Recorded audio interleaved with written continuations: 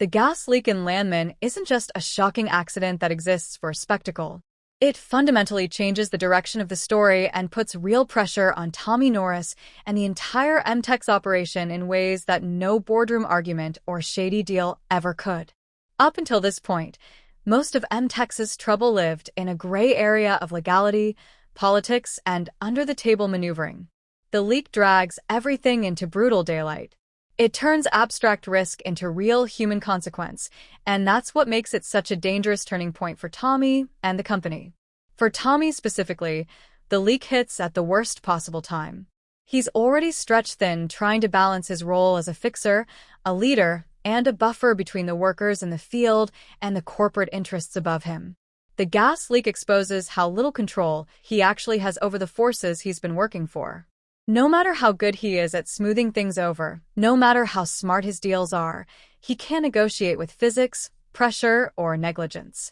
The leak becomes proof that some problems can't be spun or buried. They explode, sometimes literally. What makes the situation even more dangerous is how fast blame starts to move through the system. Accidents like this create panic, and panic demands accountability. Regulators, investigators, insurance companies, and possibly even criminal authorities now have a reason to dig into M-Tex with full force.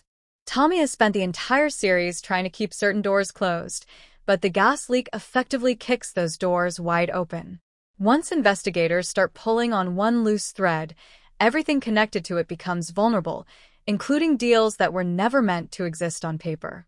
For M-Tex as a corporation, the leak represents a financial nightmare layered on top of legal and reputational disaster. Shutdowns cost money. Lawsuits cost money. Settlements cost money. Stock value takes a hit. But beyond the numbers, the company's public image is on the line. M-Tex already operates in a morally murky space, pushing limits in the name of profit and expansion.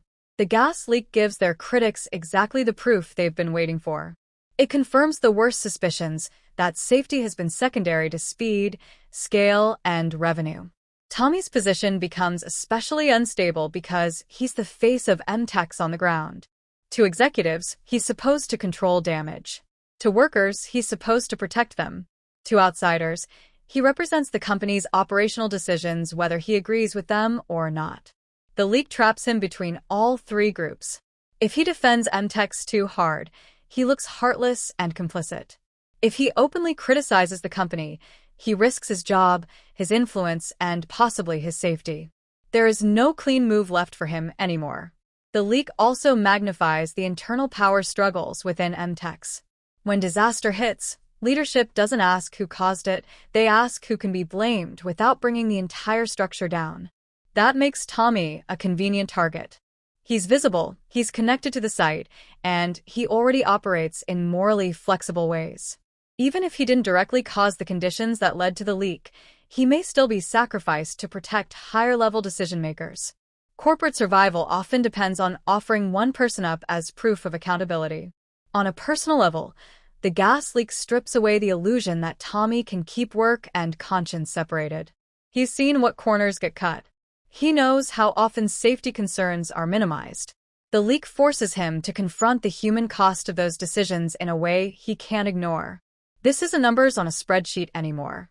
This is blood, injury, death, and grieving families. That weight doesn't disappear when the cameras stop rolling. It follows him into every decision he makes afterward. The ripple effects spread outward, too. Workers who may have tolerated risky conditions for steady pay now have a clear example of how wrong things can go. Trust erodes fast after an incident like this. Even if M-Tex tries to reassure employees with new safety protocols, the feeling that profit comes before people is hard to erase. That makes future operations shakier, slower, and more resistant. Fear becomes part of the work culture, and fear changes behavior in unpredictable ways. The gas leak also destabilizes M-Tex's relationships with outside partners. Investors don't like volatility. Contractors don't like legal exposure. Local officials don't like being associated with companies tied to fatal accidents. Deals that once felt secure suddenly become fragile. Everyone involved starts looking for exit strategies, and that makes coordination harder. In an industry built on timing, trust, and logistics, hesitation can be more damaging than open opposition. For the story itself, the leak raises the stakes in a way that permanently shifts the tone. Before, Landman could pivot between dark humor, tension, and corporate chess moves. After the leak, every decision carries the shadow of real consequence. It reminds the audience that this world isn't just about power and money. It's about people working in dangerous conditions who pay the price when ambition outruns responsibility. Ultimately, the killer gas leak makes Tommy and M-Tex's problems worse because it removes their ability to operate in the shadows. It drags their moral compromises into the open and forces both the characters and the company to confront what they've been building on top of.